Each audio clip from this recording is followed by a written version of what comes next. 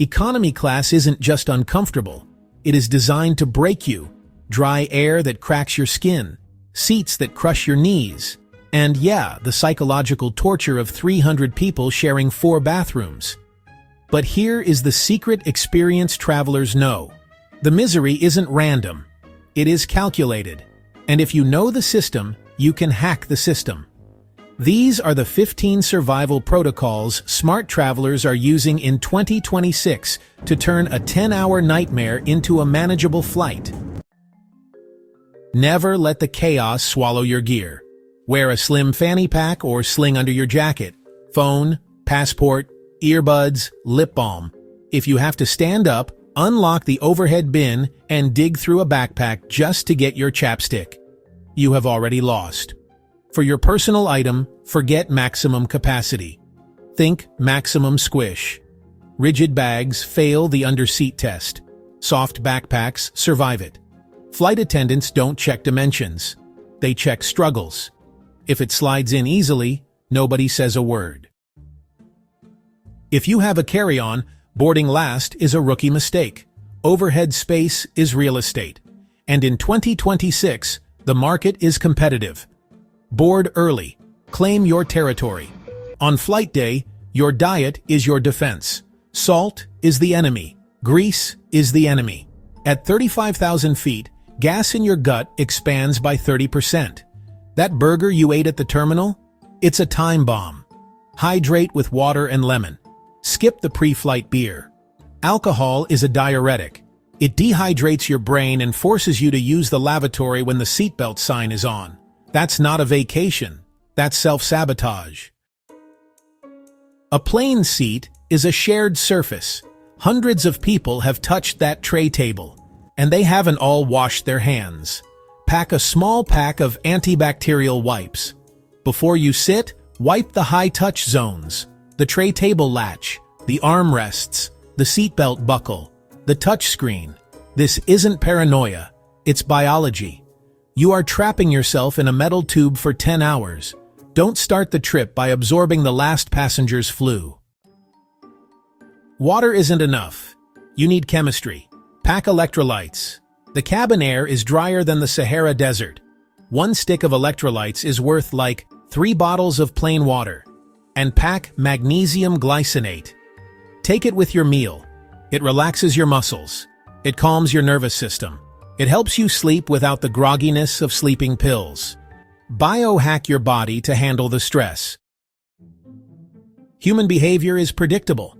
90% of passengers use the bathroom at 2 specific times, right after takeoff and right after meal trays are cleared. That is the red zone. Do the opposite. Go before boarding. Go before the food cart appears. You get a cleaner bathroom, no line, and no awkward eye contact while waiting in the aisle. Beat the crowd by watching the crowd and doing the reverse. Planes are freezing, always. If you dress for the destination, you will freeze for the journey. Think layers, loose, breathable, natural fibers. Jeans are a prison for your legs. Wear joggers or stretch fabrics. And footwear? Slip-on is non-negotiable. Security lines, swelling feet, bathroom breaks, but keep them on in the lavatory. That floor isn't wet with water. Finally, wear compression socks. They aren't for old people. They are for smart people. They keep your blood moving, so you land with legs that actually fit in your shoes. You can't make the seat bigger, but you can, change the geometry. If you are short, your feet dangle, cutting off circulation. Use your backpack as a footrest. Just slide it under the seat, but keep it full enough to prop your feet up. Lifting your knees releases pressure on your lower back. If you are tall, remove everything from the seat pocket in front of you. Magazines, safety cards, water bottles. Move them all to the overhead bin. That extra 2 inches of knee room? It's honestly the difference between bruising and breathing. Your brain needs triggers. You cannot just switch off in a metal tube. Mimic your home routine. Brush your teeth in the airport bathroom. Read a physical book. Kill the blue light. And, stop using those U-shaped pillows. They push your head forward, They close your airway, and they cause the bobblehead effect. Get a structured neck scarf, like the turtle, or a brace that supports your jaw. Keep your spine aligned. Pro tip, buckle your seatbelt over your blanket. If flight attendants walk by during turbulence, they won't wake you up to check it. Be visible. Stay asleep. Bulky, noise-canceling headphones look pro, but try sleeping with them against a window. It's like sleeping on a brick. In economy, earbuds are king. They let you use a neck pillow without all the bulk. Pro tip: buy a Bluetooth transmitter, plug it into the plane's screen, and connect your own AirPods. Never rely on the airline's wired headset. One ear usually doesn't work, and the static will drive you crazy. Download everything offline: Netflix, Spotify, YouTube. Just assume the plane's Wi-Fi is broken, because honestly, 50% of the time, it is. Window seats are the fortress. You get a wall to lean on, and nobody climbs over you. Aisle seats are for the tall or, well, the hydrated. But here is the wide-body hack. If the plane has a middle section, like a 3-4-3 layout, choose an interior aisle seat. Why? Because the person sitting in the middle of that block has two ways to escape. They can climb over you, or they can climb over the other guy.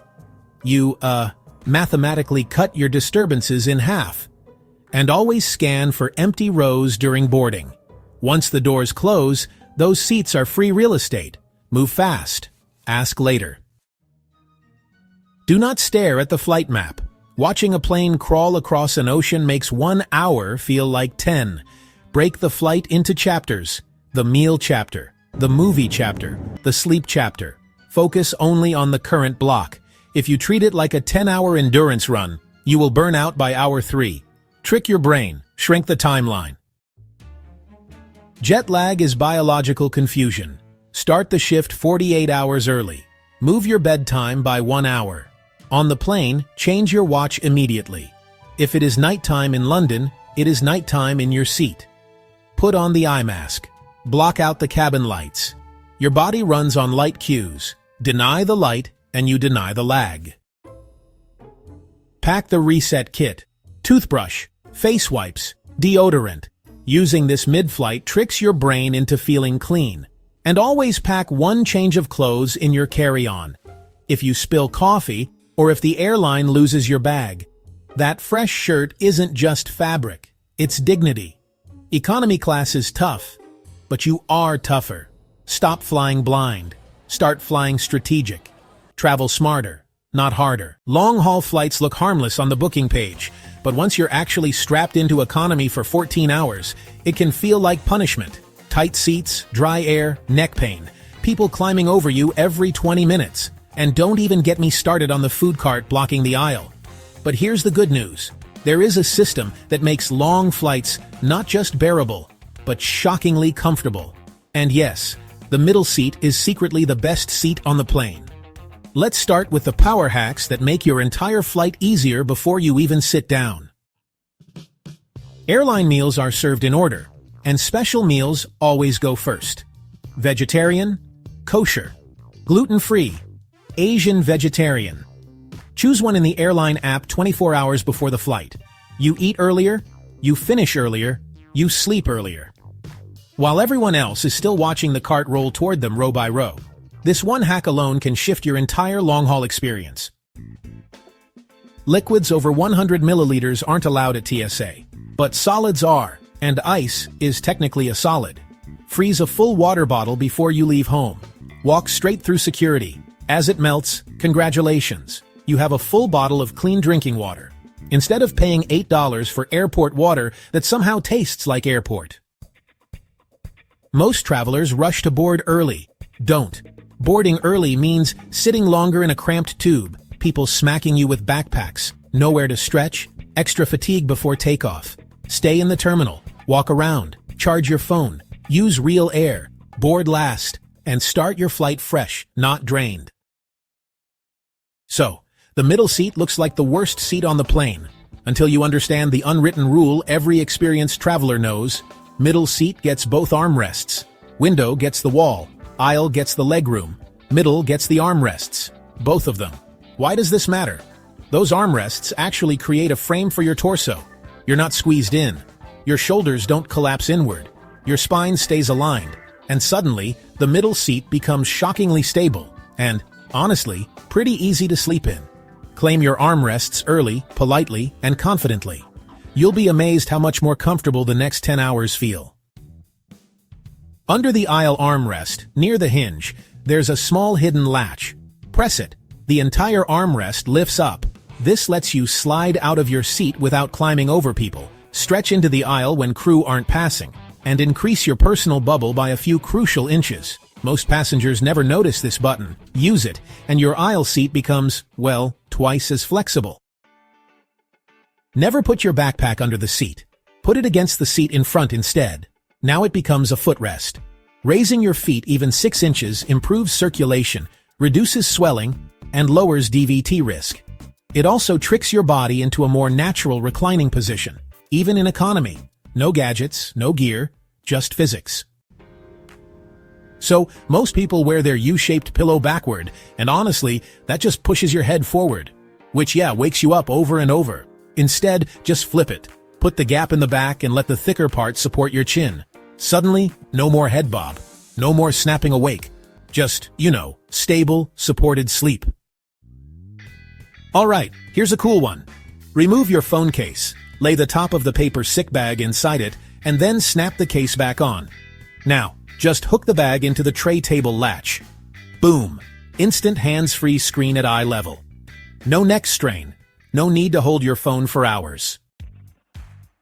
Cabins get cold, then hot, then cold again. The temperature swings are honestly brutal. So, wear a hoodie. Put it on backwards, kind of like a wearable blanket. Or hey, pull the hood over your eyes as a built-in sleep mask. Warm chest, warm neck, 0 slipping blankets, and, maximum comfort. The air vent above your seat is, honestly, pretty gross. I mean, thousands of hands touch it. So, always use a napkin or tissue to adjust it. Then, point it toward your lap, not your face. This creates a downward air curtain that actually pushes away germs from nearby passengers. You get better airflow, less sickness, and cleaner breathing. Water alone isn't enough on long flights. You lose electrolytes, not just liquid. So 1 bottle of water plus 1 electrolyte packet equals the hydration of, basically, 3 bottles of water. That means better hydration, fewer bathroom trips, which is honestly critical if you're stuck in the window seat. Nothing, and I mean nothing, makes you feel more human on a long flight than brushing your teeth. But just skip liquid toothpaste. Use solid tablets or disposable wisps. No mess, no TSA issues, instant refresh. Your brain actually thinks you slept, even if you didn't. Long-haul flights don't have to feel like survival missions. With the right system, and a few hacks airlines never talk about, you can fly economy and still arrive feeling human. So, which one of these are you trying first? Tell me below. And if you want to avoid a huge travel mistake on your next trip, watch my video, The 7 Worst Luggage Features to Avoid at All Costs. Let's be honest. Long flights can feel like an airborne torture chamber. You're crammed into a tiny seat, unable to sleep, and arrive feeling completely drained. I used to dread flying for these exact reasons. But after years of perfecting a system, I now step off the plane feeling refreshed and ready to go. In this video, I'm sharing my entire playbook to help you do the same. Creating your own first-class pod in economy starts with the right gear. First, ditch the flimsy U-shaped neck pillow. They offer no real support and can cause more harm than good by pushing your head forward. The real game changer is a travel pillow that attaches to the headrest, stabilizing your head and preventing the dreaded side-to-side slump. Next, a contoured blackout eye mask is non-negotiable. It blocks all light without pressing on your eyelids, signaling to your brain that it's time for restorative sleep. Finally, noise-canceling headphones are essential.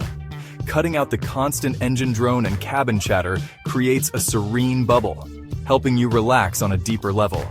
A pro tip: always pack a small Bluetooth adapter for older in-seat entertainment systems. What you wear is just as critical as what you pack. The golden rule is to dress in soft, breathable layers you can easily add or remove. Cabin temperatures can go from stuffy to Arctic cold mid-flight, so a hoodie or zip-up fleece is essential. Opt for travel pants or joggers with a gentle waistband that won't dig into you after hours of sitting. Denim is your enemy on a long-haul flight. For footwear, choose shoes that are easy to slip on and off, as your feet naturally swell at high altitudes. For superior comfort, pack thick socks or rubber-soled slippers to change into once you're settled. This hack might be the best-kept secret in economy travel. An inexpensive foot hammock is a simple sling that hangs from the tray table, creating a suspended footrest. Be aware that some airlines like Delta and Qantas have banned these devices, so check your carrier's policy beforehand. Where permitted, they can be a game changer. Elevating your feet, even by a few inches, improves circulation, helps prevent swelling, and reduces strain on your lower back. It allows you to lift your knees and change positions, turning a cramped seat into a mini recliner. You can't use it during takeoff, landing, or turbulence, but for the main stretch of a long journey, it can make a profound difference.